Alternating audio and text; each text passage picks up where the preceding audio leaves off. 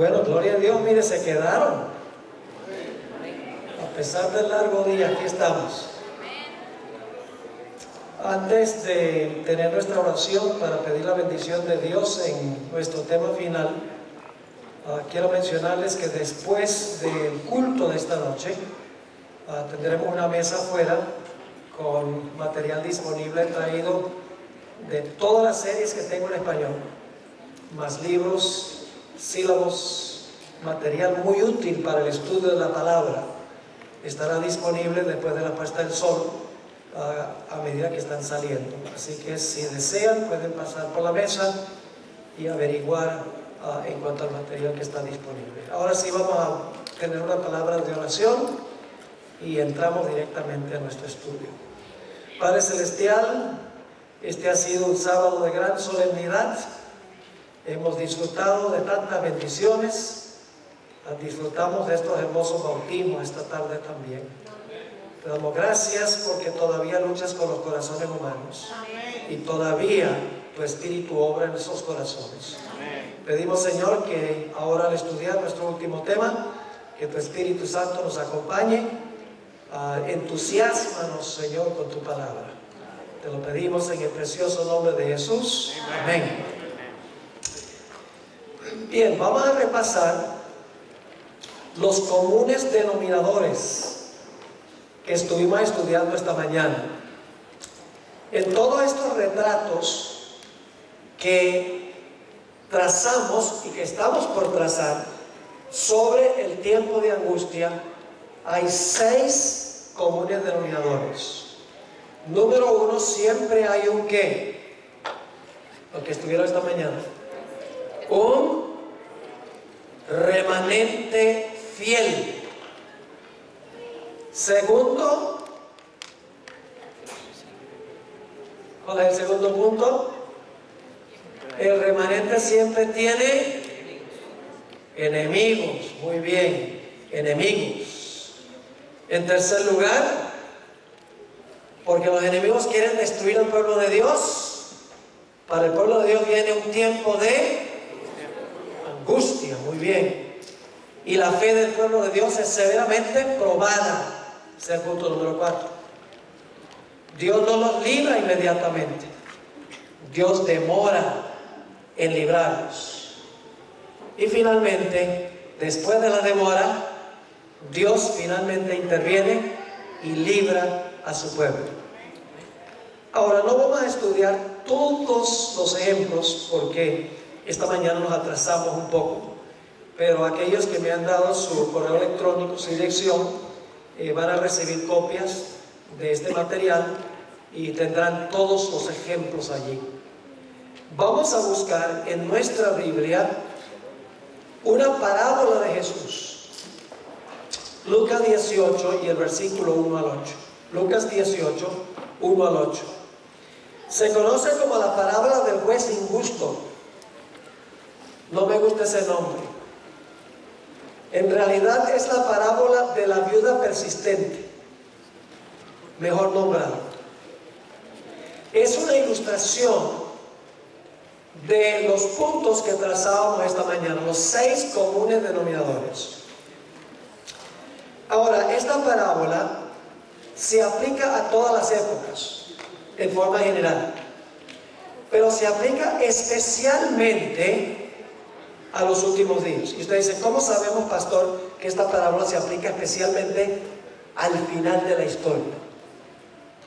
Sencillamente porque antes de la parábola, inmediatamente antes de la parábola, Jesús está hablando de su segunda venida. Habla de los días de Noé y luego de los días de Lot. Luego viene la parábola y termina la parábola diciendo: cuando venga el Hijo del Hombre, hallará fe en la tierra. Es decir, la parábola se encuentra entre 2 referencias a la segunda venida de Jesús. Se aplica especialmente a ese tiempo. Ahora vamos a analizar esta parábola. Hay varios actores en la parábola. En primer lugar hay un juez. En segundo lugar hay una viuda. En tercer lugar, la viuda está clamando al juez. También la viuda tiene un adversario. La viuda le pide al juez que le haga justicia sobre su adversario, pero el juez se demora en responderle. Pero finalmente el juez interviene y le hace justicia. Vamos a leer la parábola e interpretarla a medida que vamos avanzando. Lucas 18 y el versículo 1. También le refirió a Jesús una parábola sobre la necesidad de orar siempre y no desmayar. Esta es la lección central de la parábola. Debemos orar siempre y no rendirnos, no darnos por vencidos. Y ahora va a ilustrar esa lección diciendo: había en una ciudad un juez que ni temía a Dios ni respetaba a hombre. Así que tenemos en primer lugar el juez. Luego dice: había también en aquella ciudad una viuda. Ahora, encontramos en esta parábola que la viuda lo ha perdido todo. El adversario le ha quitado todo. Los que han estudiado esta parábola han concluido que el esposo de esta mujer, cuando estaba vivo, le debía una suma inmensa a un acreedor. Y cuando el esposo murió, el adversario le quitó todo por pagar la deuda que el esposo había dejado. La dejó en la calle, en otras palabras. Una viuda destituida de todo apoyo humano. Ahora fíjense lo que decía la viuda. Dice: la cual venía a él diciendo. Cuando dice venía, no significa que vino una vez y ya.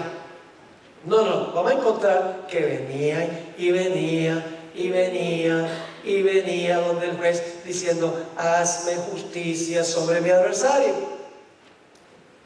Así que dice: la cual venía a él diciendo: hazme justicia de mi adversario. El adversario fue el que le quitó todo, el que la dejó en la calle. Hay una demora en la parábola. Sí. Y él no quiso por algún tiempo. ¿Se rindió la viuda porque no respondió inmediatamente? No, seguía viniendo. Ahora escuchen, él no quiso por algún tiempo. Pero después de esto, dijo dentro de sí: aunque ni temo a Dios ni tengo respeto a hombre, sin embargo, porque esta viuda me molesta, le haré justicia, no sea que viniendo de continuo, ahí dice que venía y venía y venía, no sea que viniendo de continuo me agote la paciencia. ¿Cuál fue la motivación de que el juez le respondiera a las plegarias de la viuda? Para quitársela de encima.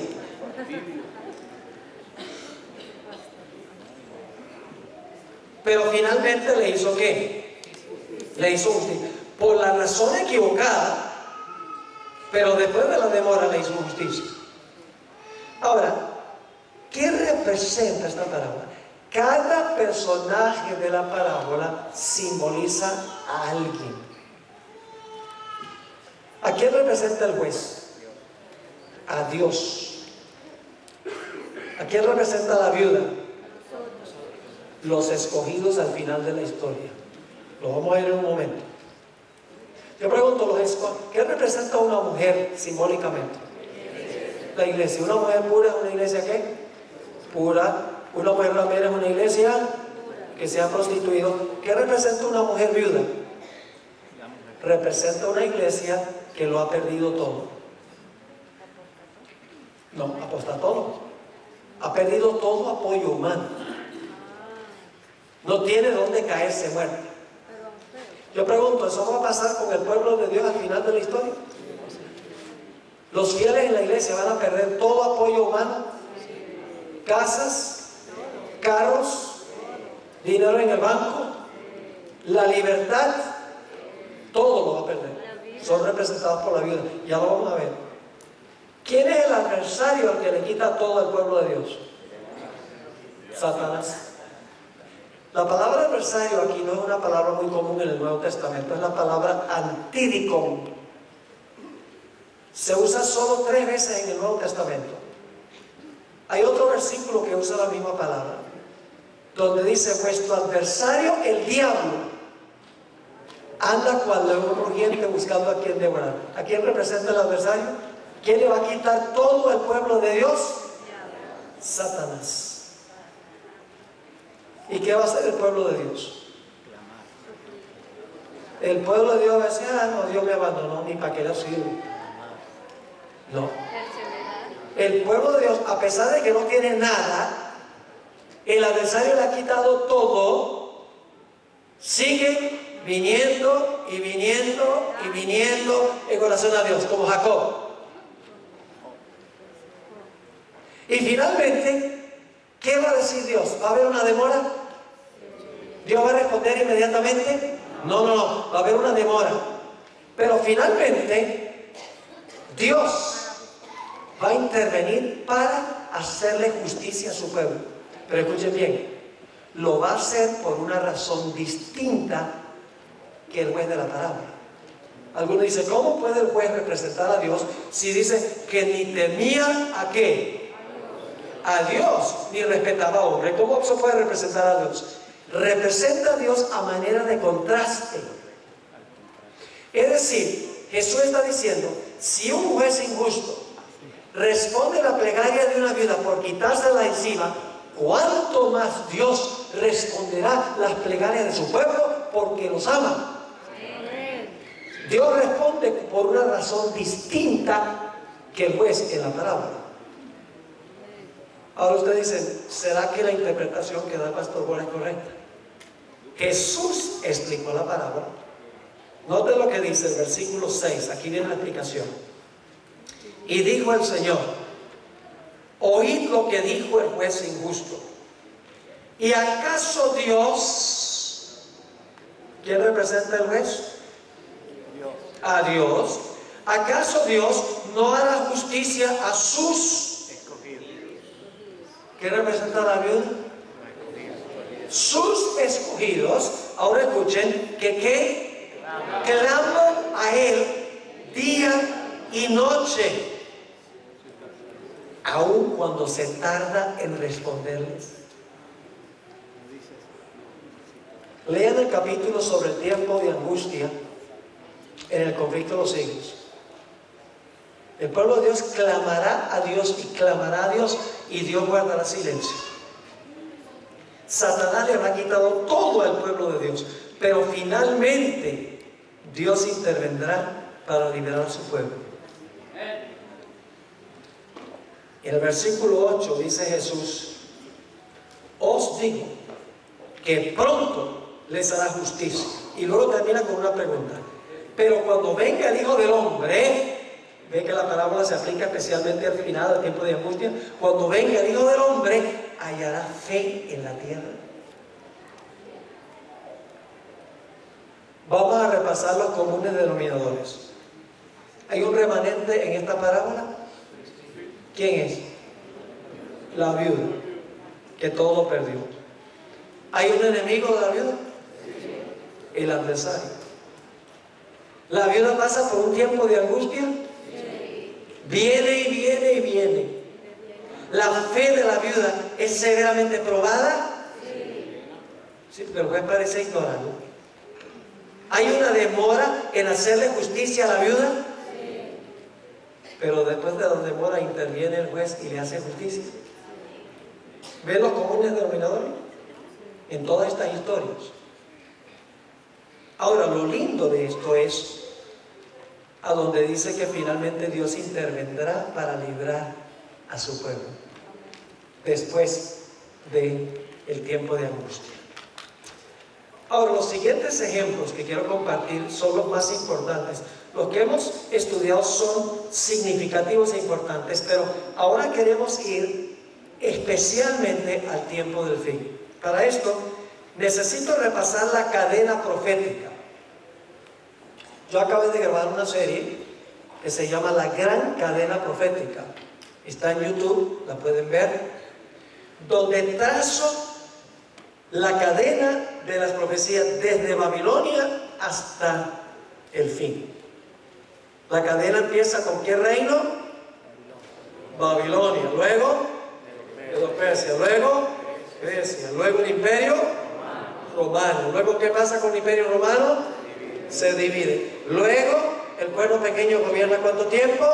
1260 años, terminando ¿en qué fecha? 1798. Y ahora fíjense qué interesante. Cuando la bestia recibe su herida mortal en 1798, al mismo tiempo se levanta otra bestia. Pueden leerlo ahí. En el versículo 9 y 10 de Apocalipsis 13 dice que la bestia es herida con la espada. En el siguiente versículo dice: se levanta una bestia de la tierra. ¿Qué representa esa bestia que se levanta de la tierra? Representa a los Estados Unidos. Ustedes pueden ver esta presentación, como les mencioné, en YouTube, y ahí yo compruebo por las características. Y lo interesante es que esta bestia que se levanta de la tierra, tiene dos cuernos como de ¿qué? Como de cordero. ¿Qué representan los dos cuernos como de cordero? Representan libertad civil y libertad religiosa. Separación de iglesia y Estado. La parte religiosa es la iglesia y la parte civil es el Estado. Cuando se separan hay libertad religiosa y civil. Cuando se unen no hay ninguna de las dos. Así que Dios levantó esta nación en cuya constitución se halla garantizada la libertad civil y religiosa. Pero esta es una bestia esquizofrénica. Tiene doble personalidad. Porque dice que aunque tiene dos cuernos como de cordero, profesa defender libertad civil y religiosa, termina hablando como un dragón. Ahora escuchen lo que voy a decir. Esta bestia que se levanta de la tierra, que representa a los Estados Unidos, parece que su destino es ayudarle a la primera bestia a recuperar el poder que perdió cuando recibió la herida mortal. Después leerlo en Apocalipsis 13. A pesar de que tiene estos dos cuernos, libertad civil y religiosa, la descripción que se da es que esta bestia de la tierra va a repudiar lo que representan los dos cuernos y va a hablar como un dragón. Es decir, le va a devolver el poder a la primera bestia, al poder papal. Y ustedes dicen, ¿dónde dice eso? Solo resumen. Si ustedes leen Apocalipsis 13, 11 al 18, dicen que esta bestia de la tierra ejerce toda la autoridad de la primera bestia. Dice que todo lo que hace, lo hace en presencia de la primera bestia. Dice que manda a todos a adorar a la primera bestia. Hace una imagen de la primera bestia. Impone la marca de la primera bestia. Es decir, lo que va a hacer esta nación, los Estados Unidos, es que le va a devolver al papado el poder que perdió cuando recibió la herida mortal. Y va a repudiar lo que representan los dos cuernos como de cordero y va a hablar como un dragón. Ahora quiero compartir con ustedes que cuando se fundó los Estados Unidos, se fundó a base de estos dos grandes principios: libertad civil y religiosa. Está en la Constitución de los Estados Unidos, en la primera enmienda a la Constitución, están los dos cuernos como de cordero. La primera enmienda a la Constitución de los Estados Unidos tiene dos cláusulas. La primera cláusula se conoce como la cláusula del establecimiento. La segunda cláusula se conoce como la cláusula de la libre práctica. Y la tercera cláusula garantiza derechos civiles. Ahora yo les voy a leer la primera enmienda a la Constitución de los Estados Unidos. Y ustedes van a ver en un momento por qué les estoy dando este trasfondo porque vamos a ver los mismos comunes denominadores. Así reza la primera enmienda de la Constitución de los Estados Unidos. El Congreso no hará ninguna ley con respecto al establecimiento de religión. Esa es la primera cláusula. ¿Qué quiere decir? Que ¿quién redacta las leyes en un país? El Congreso. En un país que tiene un sistema representativo, el Congreso es el que redacta las leyes. En la primera cláusula dice que el Congreso de los Estados Unidos no puede hacer ninguna ley que establezca religión, que establezca alguna observancia religiosa.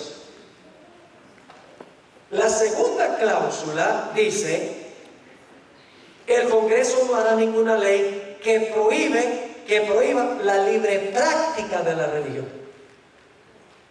Es decir, la primera enmienda, las dos cláusulas, la primera prohíbe que el Congreso haga leyes que establezcan alguna observancia religiosa, y la segunda cláusula le prohíbe al Congreso que haga una ley que prohíba que la gente practique su religión.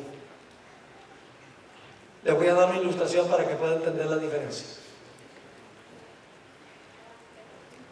Nosotros los adventistas creemos que el Congreso de los Estados Unidos algún día va a redactar una ley dominical y va a mandar que todos guarden el domingo como día de reposo. Yo pregunto, ¿sería esa una violación de la Constitución de los Estados Unidos? Sí. Un bebé entendería eso, porque es establecer una observancia religiosa que lo prohíbe la primera cláusula de la primera enmienda. Pero no solamente va a hacer una ley dominical que obligue a guardar el domingo, sino que va a terminar haciendo una ley que prohíba que usted guarde el sábado. La libre práctica, establecer el domingo es establecer religión. Una ley antisabática es prohibir que usted practique su religión. La primera enmienda le prohíbe al Congreso que haga una ley dominical y una ley antisabática. Y usted dice, entonces, ¿cómo va a ser? Bueno, yo pregunto, ¿en qué se parece un cordero a un dragón? Es la bestia con dos cuernos como de cordero, que profesa apoyar libertad civil y religiosa, que va a repudiar eso hablando como un dragón. Va a contradecir su profesión. ¿Están entendiendo? Ahora, en el libro de Daniel tenemos, dicho sea de paso, antes de ir al libro de Daniel, la tercera cláusula de la primera enmienda garantiza libertades civiles. Las primeras dos cláusulas, libertad religiosa. El Congreso no puede hacer una ley que establezca religión, ni puede hacer una ley que prohíba que la gente practique su religión. La tercera cláusula de la primera enmienda garantiza libertades civiles. Se lo voy a leer. El Congreso no hará ninguna ley que coarte la libertad de expresión. La libertad de expresión es un derecho civil. Ni la libertad de prensa, de la prensa, una libertad civil. O el derecho que tiene el pueblo de reunirse pacíficamente, es un derecho civil. Y de pedirle al gobierno que se les haga justicia. ¿Usted tiene derecho de pedirle al gobierno que le haga justicia? ¿Cómo no? Pero ahora escuchen lo que va a pasar. Cuando se haga la ley dominical y una ley antisabática, ¿habrá para el pueblo de Dios libertad de expresión? ¿Cómo pueden hacer la ley sin cambiar la Constitución? Es que no van a cambiar la Constitución, lo que van a hacer es violarla. Porque mientras tiene los dos cuernos, habla como dragón. No se quiebran los cuernos para luego hablar como dragón. Todavía tiene los dos cuernos, pero habla como dragón. Por eso digo, una bestia esquizofrénica. Yo pregunto, cuando se haga la ley dominical y se prohíba la observancia del sábado, ¿la gente, el pueblo de Dios va a poder reunirse libremente el sábado? ¿Va a poder pedirle al gobierno que les haga justicia? No. Cuando se violan las cláusulas religiosas, automáticamente usted pierde su libertad civil. Por eso los fundadores de los Estados Unidos sabían lo que estaban haciendo. Ellos sabían que durante el periodo papal, el papado usaba los poderes civiles para imponer su religión, y el que no la seguía, quemado en hoguera. Y cuando fundaron esta nación, dijeron: en esta nación va a ser diferente. El Estado va a funcionar como el Estado y la iglesia va a funcionar como iglesia. Libertad civil y libertad religiosa. Ahora, en el libro de Daniel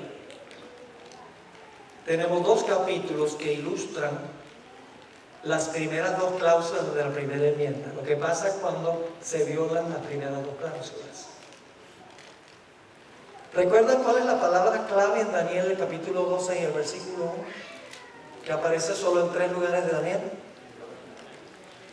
Pasará aquel tiempo, será libertado tu pueblo, todo el que se haya escrito en el libro.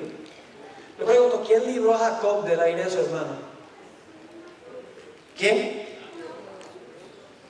Dios. ¿Alguna respuesta más específica? El ángel Miguel. ¿Qué dice Daniel 12:1? ¿Quién va a librar al pueblo de Dios? Miguel, el arcángel. Recuerden eso. Ahora vamos al primer ejemplo. En Daniel solo se usa la palabra liberar 3 lugares en Daniel. Daniel 3, Daniel 6 y Daniel 12:1. Debe haber una relación. Daniel 3 ilustra lo que sucede cuando se viola la primera cláusula de la primera enmienda de la Constitución. Porque Nabucodonosor estableció una observancia religiosa. ¿Qué hizo? Levantó una imagen, ¿verdad? Y dijo: todo el mundo, él es el poder civil, pero está imponiendo religión. Dice: todos me adoran esa imagen.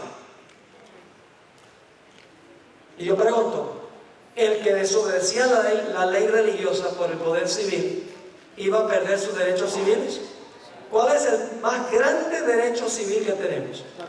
La vida. El derecho a la vida.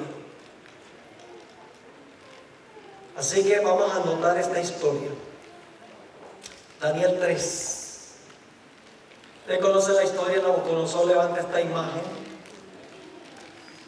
3 jóvenes dicen: nosotros no vamos a adorar la imagen. Vamos a desobedecer lo que dice el gobierno. Yo pregunto: ¿cuándo tenemos derecho a desobedecer al gobierno? Cuando el gobierno va en contra de nuestros derechos de religión. Ahí podemos practicar desobediencia civil. Pero fuera de eso, debemos ser ciudadanos ejemplares, incluyendo pagando todos nuestros impuestos. Porque si usted le da a Dios lo que es de Dios, pero no le da a César, está desobedeciendo a Jesús. Jesús dice: dad pues a César lo que es de César. Los adventistas deben ser ciudadanos ejemplares. Pero cuando el poder civil se sobrepone a su autoridad y establece una observancia religiosa, ahí el pueblo de Dios tiene que desobedecer, porque es menester obedecer a Dios antes que a los hombres. Así que ahora Nabucodonosor, los enemigos de los 3 hombres van y le cuentan al rey, le dice: oh rey, hay unos que no quieren obedecer la ley del poder, la ley religiosa del poder civil, estableciendo esta observancia religiosa. Vamos a leer en el versículo 15.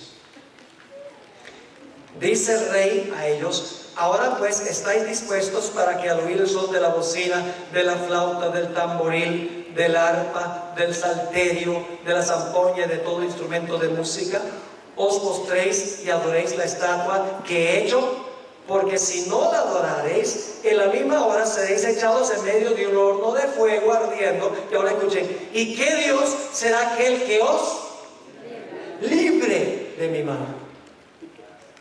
El tema central del capítulo es liberación. ¿Qué Dios nos va a librar a ustedes? Los jóvenes contestan en el versículo 16: Sadrach, Mesach y Abednego respondieron al rey Nabucodonosor diciendo: no es necesario que te respondamos sobre este asunto. He aquí nuestro Dios, a quien servimos, puede librarnos del horno de fuego ardiendo, y de tu mano, oh rey, nos librará. Pero no son presuntuosos. No dicen: bueno, Señor, si yo te soy fiel, me salvas. No. Y si no, sepas, oh rey, que no serviremos a tus dioses, ni tampoco adoraremos la estatua que has levantado. Punto final. Amamos más a Dios que nuestra propia vida. Estamos dispuestos a morir por Él. Así va a ser la generación final. Es una lealtad inquebrantable, una fidelidad inquebrantable. La generación final se va a distinguir por una lealtad a Dios que ni la muerte puede romper. Así que el rey, como dicen los puertorriqueños, se enfogonó.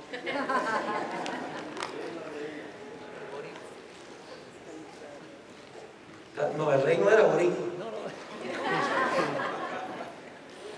Noten el versículo 25. Y él dijo, ahora miren el 1 y ve 4. Dice, he aquí, yo veo 4 varones sueltos que se pasean en medio del fuego sin sufrir ningún daño, y el aspecto del cuerpo es semejante, las versiones dicen, al hijo de los dioses. Mala traducción. Es al Hijo de Dios. Y claro, la gente pregunta, ¿cómo sabía el rey el aspecto del Hijo de Dios? La hermana me dice, porque Daniel y sus amigos le habían contado cómo era el ángel de Jehová. Y él lo entendió, porque ya él había conocido a los jóvenes en el capítulo 1. Así que ¿quién entró al horno para salvarnos? Jesús. Pero ahora viene un detalle muy interesante, no lo pierdan. Versículo 28. Dice en el versículo 28: entonces Nabucodonosor dijo, bendito sea el Dios de ellos, de Sadrach, Mesach y Abednego, que envió su ángel. ¿Ve? Lo libró el Hijo de Dios. ¿Pero quién era el Hijo de Dios? El ángel. ¿Cuál ángel? Miguel. Esta historia ilustra en miniatura lo que va a pasar al final de la historia, cuando se levante Miguel. Ahora, note lo que sigue diciendo. Entonces Nabucodonosor dijo, bendito sea el Dios de ellos, de Sadrach, Mesach y Abednego, que envió su ángel y libró a sus siervos que tuvieron fe, que confiaron en él y que no cumplieron el edicto del rey y entregaron sus cuerpos antes que servir y adorar a otro Dios que es su Dios. ¿Qué sucede cuando el poder civil impone religión? Persecución en esta historia. La primera cláusula, la primera enmienda dice que el Congreso no hará ninguna ley que establezca religión. Aquí tenemos un ejemplo de lo que pasa cuando se establece religión. Viene persecución. Ahora, Nabucodonosor, al final de esta historia, hace un decreto. Es un decreto ilegítimo. El rey no entendió lo que Dios estaba tratando de enseñarle. En el versículo 28 y 29 nuevamente dice, entonces Nabucodonosor dijo, bendito sea el Dios de ellos, de Sadrach, Mesach y Abednego, que envió su ángel y libró a sus siervos que confiaron en él y que no cumplieron el edicto del rey y entregaron sus cuerpos antes que servir y adorar a otro Dios que es su Dios. Y ahora da el decreto. Por tanto, decreto que todo pueblo, nación o lengua que dijere blasfemia contra el Dios de Sadrach, Mesach y Abednego sea descuartizado y su casa convertida en un muladar, por cuanto no hay Dios que pueda librar como este. Qué historia tan espectacular. ¿Cuál es el pensamiento central? Librar. ¿Sabe que yo encuentro adventistas donde quiera que voy? Donde dicen, ay, ojalá el Señor me ponga el descanso antes del tiempo de angustia.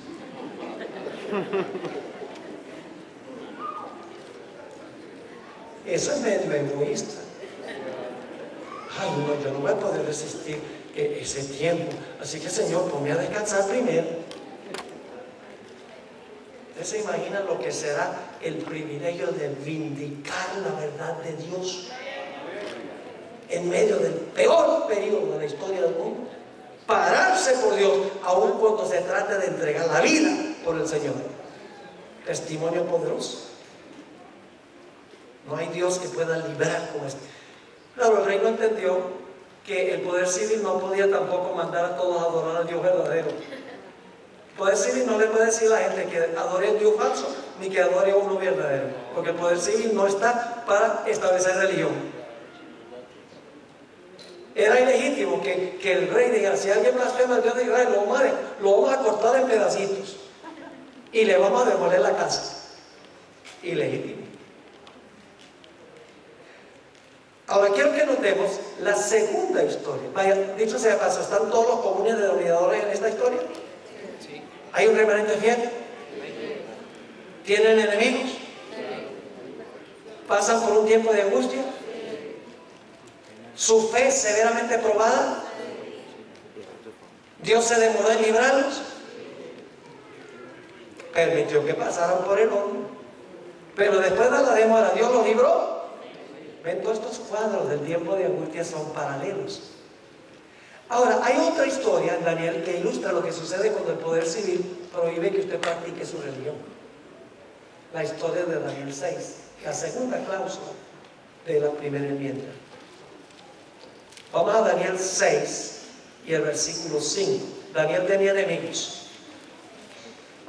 No le gustaba Daniel porque era un hombre recto, un hombre leal, fiel al rey. Así que ellos preparan una trama. Dice en el versículo 5: entonces dijeron aquellos hombres: no hallaremos contra este Daniel ocasión alguna para acusarle, si no la hallamos contra él en relación con ¿qué? Con la ley de su Dios. ¿Cuál es el punto de contención? La ley. Y vamos a encontrar que también la adoración. Así que estos hombres, enemigos de Daniel, van al rey y convencen al rey que dé un decreto, una ley que no se podía revocar. Los medo-persas, las leyes no se podían revocar. Noten el versículo 6. Entonces estos gobernadores y sátrapas se juntaron delante del rey y le dijeron así: Rey Darío, vive para siempre. Todos los gobernadores del reino, magistrados, sátrapas, príncipes y capitanes han acordado por consejo que promulgues un decreto real y lo confirmes, que cualquiera que en el espacio de 30 días demande petición de cualquier dios u hombre fuera de ti, oh rey, sea echado en el foso de los leones. Y el rey está diciendo: esta gente sí me quiere a mí. Engañaron al rey. ¿Sabe que este es un tema recurrente que recurre en las historias de la Biblia? Yo pregunto, en los días de Esther, ese es nuestro próximo ejemplo. Los días de Esther, Amán engañó al rey. Al final de la historia, ¿el papado va a engañar a los reyes de la tierra? ¿Qué pasó cuando el rey descubrió que lo estaban engañando? Donde antes dio el decreto contra Daniel, ahora mandó a matar a todos los que lo engañaron. ¿Qué pasó en los días de Esther? ¿Qué pasó con los que prepararon la trama? El rey se enfogonó con ellos y los acabó. Y en Apocalipsis dice que los reyes que fornicaron con la ramera aborrecerán a la ramera y la harán desolada, desnuda. Y dice: la quemarán con fuego y comerán sus carnes. Una forma de decir que van a estar bien bravos con ella, porque fornicaron con ella. Hoy en día los gobernantes del mundo, en las Naciones Unidas, 193 naciones, cuando vino el Papa en septiembre, y cuando dio su discurso sobre el cambio climático y la pobreza, óigame, por varios minutos todos los gobernantes del mundo se levantaron y le dieron un rotundo aplauso. Dice: este hombre es maravilloso, qué sistema maravilloso, pero no se dan cuenta que los está engañando. Y cuando se despierten, ay, ay, ay, Apocalipsis dice que aborrecerán a la ramera. Así que el rey dice, bueno, estos me quieren mucho, ¿y qué hace? Hace una ley. Pero escuchen bien, es una ley distinta que la de Nabucodonosor. Porque ¿qué es lo que está haciendo el rey? Está prohibiendo que Daniel practique su religión. No está diciendo hay que orar de esta manera, sino que está diciendo no puedes orar. ¿Ven la diferencia? Y entonces Daniel oye que se dio un decreto y que él ahora no puede practicar su religión por edicto del poder civil. ¿Y qué hace Daniel? Daniel dice, bueno, yo me voy a mi casa, a mi cuarto. ¿Para qué enojar al rey? Voy a cerrar las ventanas. No fue políticamente correcto. Dice en el versículo 10, cuando Daniel supo que el edicto había sido firmado, entró a su casa y abiertas las ventanas de su cámara que daban hacia Jerusalén, se arrodillaba. ¿Tiene que ver con la adoración esto también? Se arrodillaba 3 veces al día y oraba y daba gracias delante de su Dios, como lo solía hacer antes. ¿Desobedeció la ley? ¿Desobedeció la ley del poder civil? ¿Tenía derecho a hacerlo? Sí, porque la ley civil estaba prohibiendo que él practicara su religión, que es la segunda cláusula de la primera enmienda, ilustrada. Así que el rey ahora se entristece y dice que todo el día procuró conseguir una forma de salvar a Daniel y no pudo. Así que lo echó al foso de los leones. Y quiero que notemos lo que dice, empezando en el versículo 14 del capítulo 6. Cuando el rey oyó el asunto, le pesó en gran manera y resolvió, ¿cuál es la siguiente palabra? Librar. Resolvió librar a Daniel y hasta la puesta del sol trabajó para librarle. ¿Ven? Daniel 3, Daniel 6 y Daniel 12.1. Estas historias ilustran lo que va a pasar en Daniel 12.1. Pero aquellos hombres rodearon al rey y le dijeron, sepas, oh rey, que es ley de Media y de Persia, que ningún edicto u ordenanza que el rey confirme pueda ser abrogado. Entonces el rey mandó y trajeron a Daniel, le echaron en el foso de los leones. Y el rey dijo a Daniel, el Dios tuyo, a quien tú continuamente sirves, Él te libre, porque yo no puedo. Y fue traída una piedra y puesta sobre la puerta del foso, la cual selló el rey con su anillo y con el anillo de su príncipe para que el acuerdo acerca de Daniel no se alterase. Luego el rey se fue a su palacio y se acostó ayuno, ni instrumentos de música fueron traídos delante de él, y se le fue el sueño, le dio un sueño toda la noche. El rey pues se levantó muy de mañana y fue apresuradamente al foso de los leones, y acercándose al foso llamó a voces a Daniel con voz triste y le dijo, Daniel, siervo del Dios viviente, el Dios tuyo, a quien tú continuamente sirves, ¿te ha podido librar de los leones? Entonces Daniel respondió al rey, oh rey, vive para siempre, mi Dios, el Dios suyo.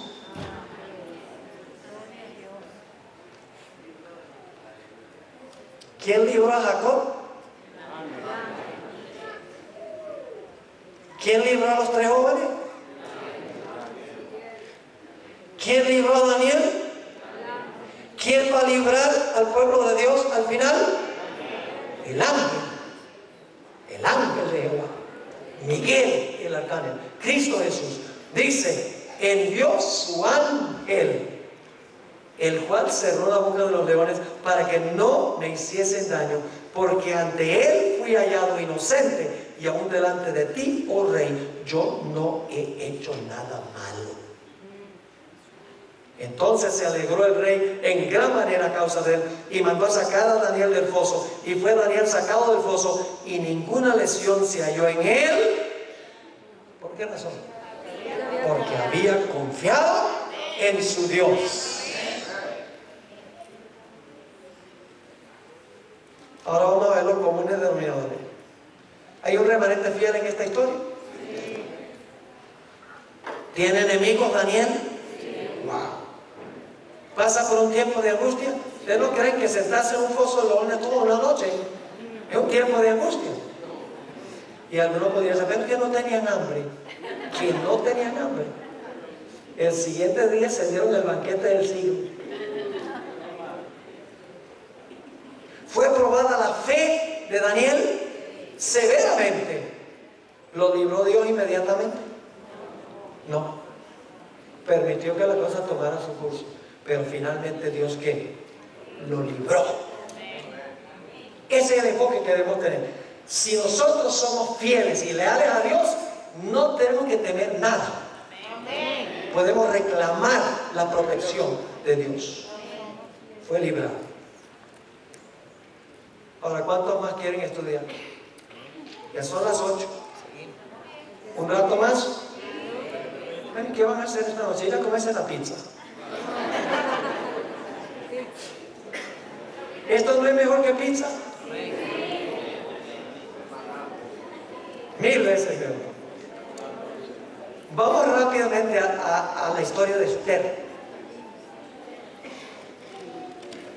¿Sobre qué es la crisis en el libro de Esther? Vamos a Esther 3 y vamos a leer los versículos 1 al 3. Esther 3, 1 al 3. Dice: después de esta cosa, el rey Asuero engrandeció a Amán, hijo de Amadata, Agageo, y lo honró, y puso su silla sobre todos los príncipes que estaban con él. Y todos los siervos del rey que estaban a la puerta del rey, ¿qué hacían? Se arrodillaban y se inclinaban ante Amán. Y la nueva me dice que no era por respeto, era un acto de adoración. Ahora, ¿por qué es que todo el mundo se inclinaba y le rendía homenaje a Amán? Dice, porque así lo había mandado el rey. ¿Ese mandato del rey fue legítimo de que todo el mundo adorara a Amán? No, porque el poder civil no puede imponer una ley de adoración. Eso es establecer religión. Dice, pero Mardoqueo ni se arrodillaba ni se humillaba. Y los siervos del rey que estaban a la puerta preguntaron a Mardoqueo: ¿por qué traspasas el mandamiento del rey? Este es un conflicto entre la ley de Dios y la ley del hombre. Ese va a ser el conflicto final entre la ley de Dios y las leyes de los poderes civiles. ¿Cómo no? Dice la sierva del Señor en Testimonio para la Iglesia, tomo 5, página 425, dice: el edicto persa brotó de la malicia de Amán hacia Mardoqueo, no porque Mardoqueo le hubiese hecho daño, sino porque se negaba a mostrarle la reverencia que pertenece solamente a Dios. Es decir, que inclinarse era un acto de reverencia, no era solo así como hacen los japoneses, una señal de respeto. Así que Amán dice: yo voy a ir al rey y le voy a pedir al rey que dé un decreto contra esta gente, pero no le voy a decir quiénes son, porque sabía que la reina era judía. Así que dice en el capítulo 3 y el versículo 8 y 9, Amán va ante el rey y dice, y dijo Amán al rey Asuero: hay un pueblo esparcido y distribuido entre los pueblos en todas las provincias de tu reino. Y luego, ¿qué dice? ¿Sus qué? Sus leyes son diferentes a las de todo pueblo y no guardan las leyes del rey. ¿Cuál ley era que estaban desobedeciendo? La ley de adoración que había dado el rey. No obedecen las leyes del rey. Y al rey nada le beneficia dejarlo vivir. Si place al rey, decrete que sean destruidos. Y yo pesaré 10,000 talentos de plata a los que manejan la hacienda para que sean traídos a los tesoros del rey. Un decreto de muerte. Porque no se obedecía la ley de adoración que había dado el rey. Ahora yo pregunto, ¿en esta historia hay un remanente fiel? Mardoqueo. ¿El remanente tiene enemigos? ¿Pasa el pueblo por un tiempo de angustia? Noten Esther 4, 1 al 3 y van a ver el tiempo de angustia. 4, 1 al 3. Luego que supo Mardoqueo todo lo que se había hecho, rasgó sus vestidos, se vistió de cilicio y de ceniza y se fue por la ciudad clamando con grande y amargo clamor, y vino hasta donde la puerta del rey, pues no era lícito pasar adentro de la puerta del rey con vestidos de cilicio, y en cada provincia y lugar donde el mandamiento del rey, su decreto llegaba, tenían los judíos gran luto, ayuno, lloro y lamentación. Cilicio y ceniza era la cama de muchos. ¿Pasaron por un tiempo de angustia? Me da la impresión de que sí. Dios se demoró en librarlos. Lean el libro. Tienen que pasar una serie de eventos. Y durante todo ese tiempo hay un decreto de muerte contra los judíos. Pero yo pregunto, al final de la historia, Dios intervino para librar a su pueblo. Permítame leer esta cita de la hermana White. Testimonio para la Iglesia, tomo 5, página 425. Dice: el decreto que ha de proclamarse contra el pueblo de Dios será muy similar al que promulgó Asuero contra los judíos en el tiempo de Esther. Es decir, es una historia simbólica del tiempo del fin. Sigue diciendo: el edicto persa brotó de la malicia de Amán hacia Mardoqueo, no porque Mardoqueo le hubiese hecho daño, sino porque se negaba a mostrarle la reverencia que pertenece solamente a Dios. La decisión del rey contra los judíos fue obtenida con falsas declaraciones, por calumnias contra ese pueblo peculiar. Satanás inspiró el plan a fin de desarraigar de la tierra a aquellos que preservaban el conocimiento del verdadero Dios. Pero sus maquinaciones fueron derrotadas por un poder contrario que reina entre los hijos de los hombres. Los ángeles, que son poderosos en fortaleza, fueron comisionados para que protegiesen al pueblo de Dios, y las maquinaciones de sus adversarios recayeron sobre sus propias cabezas. Ahora escuchen esto: el mundo protestante de hoy ve en la pequeña compañía que guarda el sábado un Mardoqueo a la puerta. Su carácter y su conducta, que expresan reverencia por la ley de Dios, son una reprensión constante para los que han desechado el temor de Jehová y están pisoteando su sábado. De alguna manera hay que deshacerse del molesto intruso. La historia de Esther se va a repetir a nivel global. Ahora, el mejor ejemplo de todos de estos comunes denominadores está en la experiencia de Jesús. El remanente sería ¿quién? Jesús. Estamos hablando ahora al final de su vida. Al final de su vida tuvo enemigos Jesús que querían acabar con él. Mejor dicho, Satanás, Judas, Herodes, Pilato, los dirigentes judíos, el Sanedrín, se reunieron todos los enemigos contra Jesús. Yo pregunto, ¿el Señor Jesucristo pasó por un tiempo de angustia? Wow. En el Getsemaní y en la cruz. Dice en Mateo 26, 37, que cuando Jesús llegó al huerto, comenzó a entristecerse y a angustiarse en gran manera. La palabra angustiarse. 3 veces en el huerto le rogó al Padre, mientras sudaba grandes gotas de sangre, que si fuera posible le quitara la copa de la ira de Dios.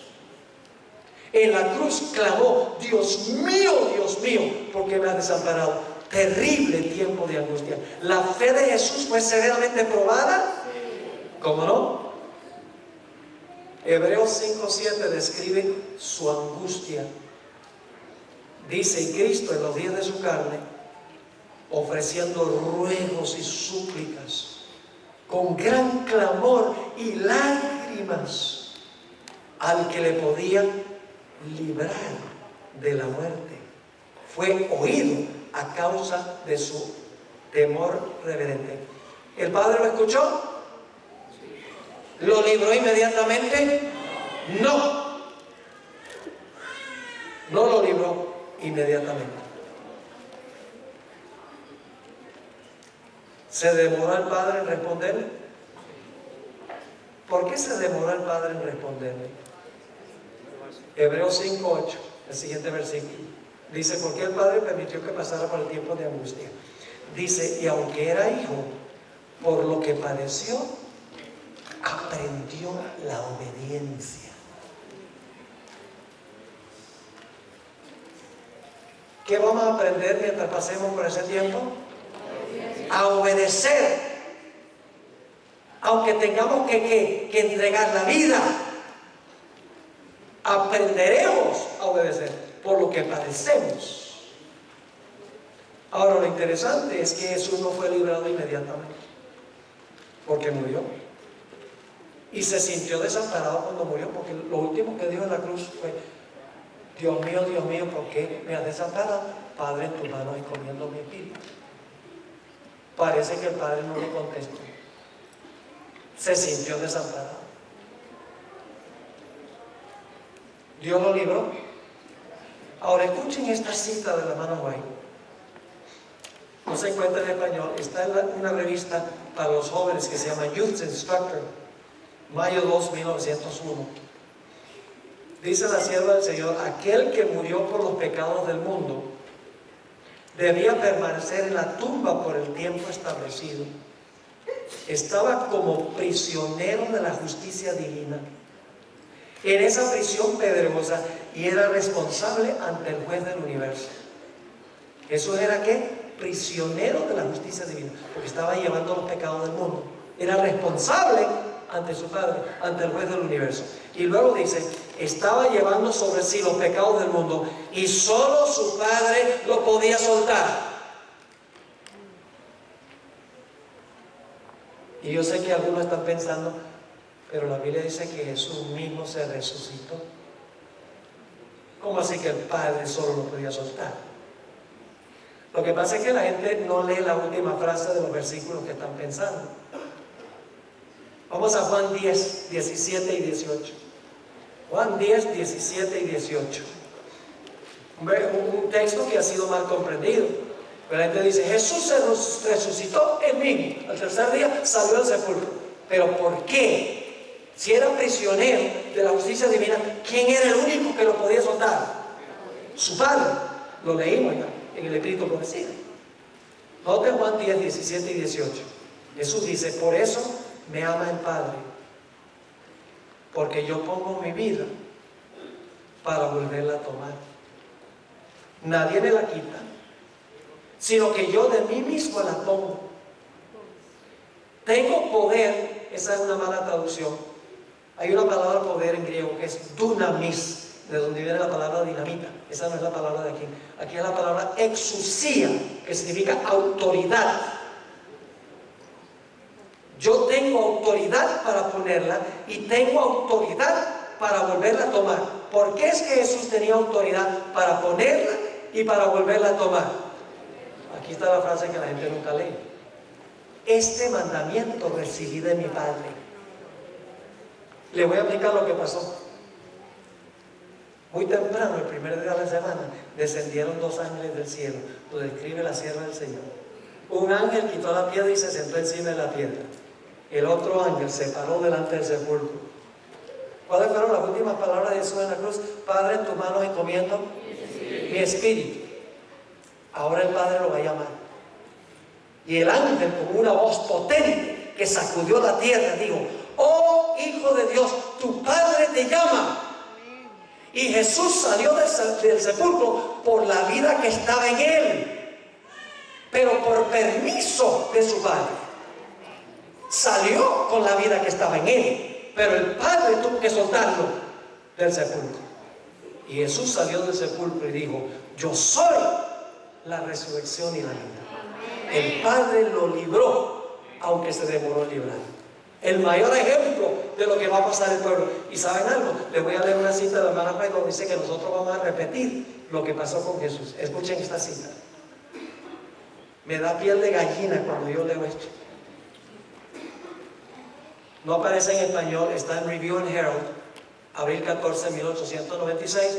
Nuevamente, todo lo que yo estoy presentando está en el material que los que me den su dirección van a recibir gratis y sin compromiso. Dice la sierva del Señor: las fuerzas de las tinieblas se unirán con agentes humanos. ¿Quiénes son las fuerzas de las tinieblas? Satanás y sus ángeles. Se van a unir con agentes humanos que se han entregado al control de Satanás. Ahora escuchen esta parte. Y se revivirán las mismas escenas que ocurrieron cuando Jesús fue juzgado, rechazado y crucificado. ¿Captaron lo que está diciendo? Luego dice esto: al entregarse a las influencias satánicas, los hombres se transformarán en demonios, y aquellos que fueron creados a imagen de Dios, los que fueron formados para honrar y glorificar a su Creador, se convertirán en habitación de dragones. Y Satanás verá en una raza apóstata su obra maestra de maldad, seres humanos que reflejan su propia imagen. El pueblo de Dios reflejará perfectamente el carácter de Jesús, y los impíos reflejarán perfectamente el carácter de Satanás. Por eso se va a repetir esta historia. Entonces, ¿qué tenemos que hacer nosotros? Lo que hacía Jesús. Tenemos que formar esa relación íntima con Jesús a través de la oración, el estudio de la palabra y trabajar por Jesús. Es lo que hacía Jesús. Por eso tenía una relación estrecha con su Padre. Ahora vamos a nuestro último ejemplo. La historia de Job. Y he dejado esto de último con un propósito muy especial. Les voy a contar la historia. Abuelo de pájaro. Un día vienen los hijos de Dios a presentarse delante de Jehová. Y entre ellos aparece ¿quién? Satanás. Y Dios le dice a Satanás: ¿de dónde vienes? Dice: de rodear la tierra y andar por ella. Es decir, vengo de supervisar mi territorio. ¿Por qué estaba Satanás en esa reunión? ¿Quién debería haber estado en esa reunión? Adán, el padre y representante de la raza humana. Pero cuando Satanás lo conquistó, le ganó, le quitó el puesto. Y por lo tanto, él fue representando este mundo. Ahora, si Satanás fue representando este mundo, ¿quiénes eran los otros hijos de Dios? Pues también tenían que ir representando mundos. Y entonces, Dios le dice a Satanás: no has visto a mi siervo, vive en tu territorio, pero siervo mío, hombre recto, temeroso de Dios, apartado del mal. ¿Quiénes están escuchando la conversación? Todos los representantes del universo están presentes escuchando. Y Satanás dice a Dios: claro que sí, claro que te es fiel, porque es por los panes y los peces. Tú lo has cercado, lo proteges, lo has prosperado y no me has dejado tocarlo. Te sirve por interés. Pero si tú me permitieras quitar lo que tiene, te blasfemaría en tu rostro. ¿Quiénes están escuchando? Todos los representantes del universo. ¿Qué hubiera sucedido si Dios dice: no le hagan caso, es un mentiroso? Los seres celestiales hubieran pensado: bueno, ¿y a qué le tiene miedo Dios? De verdad que lo ha acercado y lo ha prosperado y lo sirve por eso. ¿Quién sabe si tenga razón? Así que Dios dice, en presencia de todo, dice: ¿ah, sí? Quítale todo y verás que permanecerá fiel. ¿Recuerdan la historia de la viuda? Así que Satanás sale, le quita todo lo que tiene, todos los hijos, todas las propiedades, todas las bestias, todos los siervos. Quedan en la calle. El adversario se va a quitar. ¿Y qué dice Job? Jehová dio. Solo lo que dijo tenía 50% de verdad, porque Dios dio, pero el diablo le quitó. pero él no entendía. Dios dio y Dios quitó. Alabado sea el nombre de Jehová. ¡Ah! Y el jurado celestial dice: Dios tenía razón. Job sirve a Dios no por interés, sino porque ama a Dios. Aun cuando pierde todo, es leal a Dios. Aleluya, están cantando en el cielo. Viene otro día, se aparecen otra vez los hijos de Dios y entre ellos Satanás. Dios le dice a Satanás: ¿de dónde viene? De rodear la tierra y de andar por ella. Y Dios dice con un orgullo sano, dice: ¿no ha visto mi siervo Dios, mi siervo Job, que aunque me incitaste contra él, aún conserva su integridad? ¡Ah! Dice Satanás, en presencia de todos los representantes del universo. Dice: claro que sí, porque no me dejaste tocarlo a él. Pero si tú me dejaras tocarlo a él, te blasfemaría en tu rostro. ¿Qué pasa si Dios hubiera dicho: no, en el caso son mentirosos? Y ustedes se dieron cuenta que perdió todo y todavía es real. Hubieran permanecido duros. Así que Dios le dice a Satanás: ah, sí, tú dices que me sirve por interés y no por amor. Haz lo que tú quieras con él, solo que no le quite la vida. Pues si le quita la vida, la prueba se acabó. Yo pregunto: ¿cuántos de los miembros del pueblo de Dios se van a morir durante el tiempo de angustia? Ni uno. Pero todos lo van a perder los hijos de Dios. Todos lo van a perder, pero no van a morir. Así que Satanás sabe y busca en su laboratorio la peor enfermedad que podía conseguir.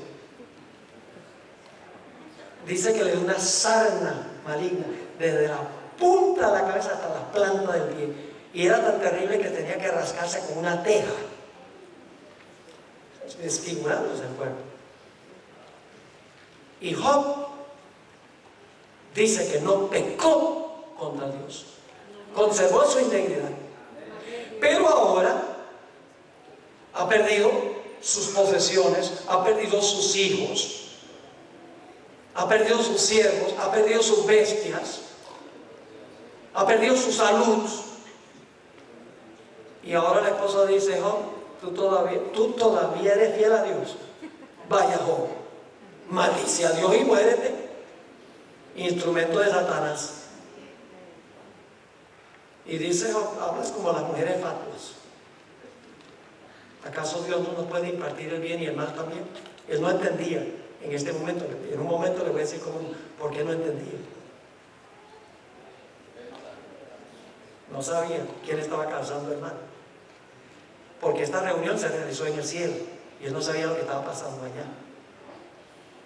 Pero en el tiempo de angustia nosotros sabemos quién es, porque tenemos estas experiencias y no tendremos excusa cuando el pueblo de Dios pierda todo. Entonces, ahora vienen los tres amigos de Job para consolarlo. Y el jurado celestial está viendo lo que está pasando. ¿Será que Job de verdad va a abandonar su alianza a Dios? ¿Será posible? ¿O será que Job, aun cuando le vengan puros males, todavía va a ser leal a Dios? Vienen los tres amigos a consolarlo y se convierten en sus acusadores. Job ha perdido todo. Pero ¿saben cuál es lo más triste? Que él siente que ha perdido también a su mejor amigo, Dios. Desde el capítulo 3 hasta el capítulo 38, Job clama en su tiempo de angustia a Dios. Le dice: ¿por qué? Explícame por qué está pasando esto. Si yo soy tu hijo, yo era fiel a ti, usaba mis bienes para beneficiar a los necesitados. No entiendo por qué me está pasando. ¿Por qué te has volcado contra mí? Si yo te amo. Yo sé que si tú permitieras que yo fuera tu trono. Hay mucho lenguaje legal en el libro. Esto en realidad es un juicio. Porque hay testigos, hay un acusador, hay un defensor, hay un acusado. Es decir, es un juicio que se está realizando. Se ilustra lo que pasa en el juicio investigador.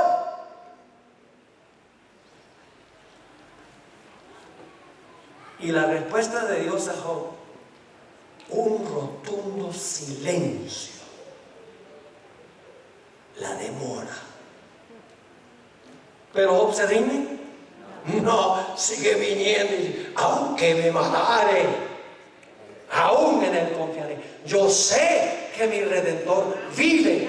Yo sé que cuando pase por el horno saldré como oro.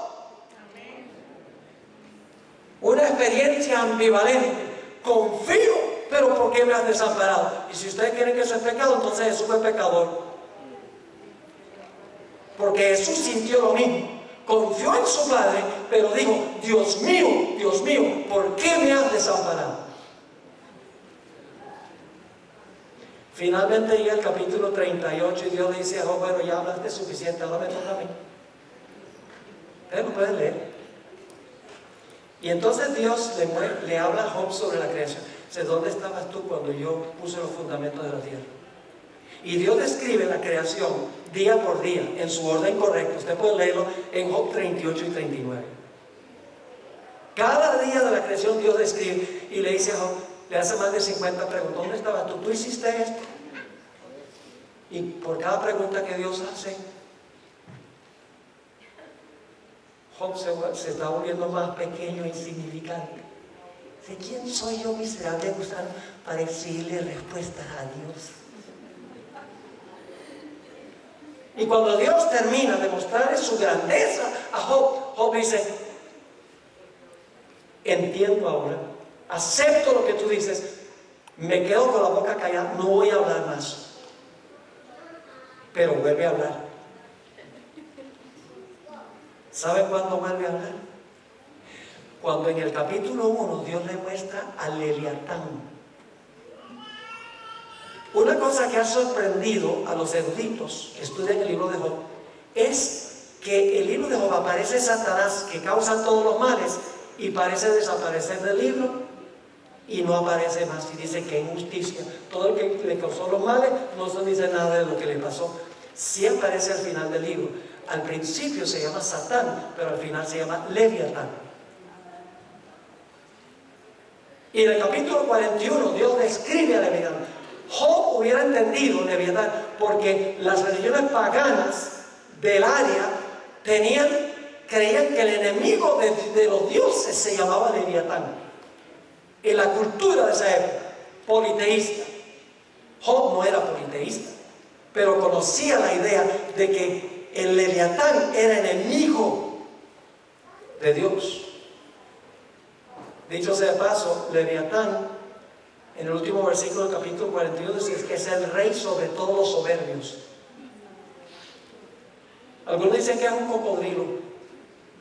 Vaya cocodrilo, que respira fuego y humo. No es ningún cocodrilo, es un dragón. En Isaías 27:1 se menciona Leviatán. ¿Saben qué nombre se le da? El dragón y la serpiente retuerta. Se le llama Leviatán, se le llama dragón y se le llama serpiente retuerta. Y el Salmo 74 dice que Leviatán tiene múltiples cabezas. En Apocalipsis, el capítulo 12, encontramos ese personaje. 7 cabezas. Y se le llama la serpiente antigua, Satanás, que es el nombre original que se le dio en el libro de Job. El diablo y Satanás. Es decir, ¿quién es Leviatán? Satanás. Así que cuando Dios le muestra Leviatán a Job, Job dice: ahora sí entiendo que me estaba acosando, no es Dios, es Satanás. Y entonces ahora Job dice: Señor, ¿me permites hablar de nuevo? Y para hacer una larga historia corta, Job dice al final de la historia, dice: de oídas te había oído, pero ahora mis ojos te ven. Ahora entiendo, dice Job. Y se arrepintió en saco y ceniza. No se estaba arrepintiendo del pecado, sino que se estaba arrepintiendo de haber cuestionado a Dios por lo que le había sucedido. No falló, porque Dios lo recompensó con el doble de lo que tenía antes. Yo pregunto, ¿en esta historia hay un remanente? ¿Hay enemigos? ¿Hay un antídicon? Oh, el diablo. ¿Pasa Job por un tiempo de angustia? ¿La fe de Job es severamente probada? ¿Dios se demora en responderle? Pero finalmente Dios interviene y lo libra. Exactamente. ¿Por qué permitió Dios que Job pasara por su experiencia? Por dos razones. Uno, para consumir todo lo que lo ataba a este mundo. Para purificar y refinar su carácter. Para quemar toda la escoria en su carácter. Por eso Job dijo en el capítulo 23 y el versículo 10: cuando me hubieren probado, saldré como oro. Así que él entendió que esta experiencia de agonía fue para refinar su carácter. Pero hubo una segunda razón, y era para enseñarle una lección al universo, de que Dios tendrá un pueblo en el tiempo del fin, un pueblo que aunque pierda todo, será fiel a Dios, no por interés, sino por amor. No un individuo, sino toda una generación de santos, la generación final, la generación fiel, que aunque se desplomen los cielos, permanecerán fieles e inconmovibles en su alianza para con Dios. Y el universo, al observarlo, dirá: amén. Dios tiene un pueblo fiel, Dios tiene un remanente fiel. Jesús hizo la pregunta: cuando venga el Hijo del Hombre, ¿hallará fe en la tierra? Pues Apocalipsis dice que sí, porque dice: aquí están los que guardan los mandamientos de Dios y la fe de Jesús. Apocalipsis responde a esa pregunta. Hermanos y hermanas, visitas. Viene una crisis cual jamás se ha visto en la historia de este mundo. Yo no puedo decir que va a pasar en un año, en unos meses, pero las cosas van en picada, van para abajo. La prueba será inmensa. ¿Cuándo nos preparamos para ese tiempo? ¿Será cuando lleguemos ahí y decimos: ¡ah, emergencia! Ahora voy a ser fiel. No. Jesús dijo: el que es fiel en lo poco, en lo mucho será fiel. Y el que es infiel en lo poco, en lo mucho será infiel. Jeremías dijo: si corriste con los de a pie y te cansaste, ¿cómo vas a correr con los caballos? Mis hermanos y hermanas, nosotros tenemos que tomar la decisión de que vamos a ser fieles a Dios en las cosas más insignificantes de la vida. Fieles en nuestra asistencia a la iglesia. Fieles en apoyar a nuestro pastor. Fieles en nuestros diezmos y nuestras ofrendas. Fieles en nuestra observancia del sábado. Fieles en lo que escogemos ver y oír. Fieles en todas las cosas pequeñas donde nuestra vida no está en juego ahora. Porque si no somos fieles en estas cosas pequeñas, ¿qué nos hace pensar que cuando tengamos que ser fieles, inclusive entregar la vida, de repente vamos a ser fieles? Ojalá que nuestro estudio aquí no sea un estudio en vano. Yo no estoy aquí por pasear. Donde yo voy, hermanos y hermanas, porque siento esta carga de que la iglesia está durmiendo. La iglesia se ha extraviado de la razón de su existencia. Y tenemos que recuperar el rumbo. Tenemos que saber que estamos viviendo en los últimos días. Hay que proclamar los mensajes de los 3 ángeles. Hay que desarrollar ese carácter que va a pasar victoriosamente por ese tiempo. Tenemos que ponernos serios con el Señor. Esa es mi carga. Que seamos esa clase de gente. ¿Ustedes quieren ser esa clase de gente? ¿Quieren ponerse de pie? Yo voy a tener una oración. Gloria a Dios. No nos vayamos y por 2 días estamos todos animados y luego volvemos a lo mismo. No. Vamos con disciplina, temprano en la mañana, a meternos en la Biblia y a orar al Señor. Y cuando tengamos la oportunidad, a hablarle a otros sobre el maravilloso Dios que nosotros tenemos. Hagamos eso. Vamos a ganar victorias increíbles en nuestra vida. Oremos. Padre, gracias te damos por estas historias. Sabemos que después de la tormenta viene la calma, pero tenemos que pasar por la tormenta.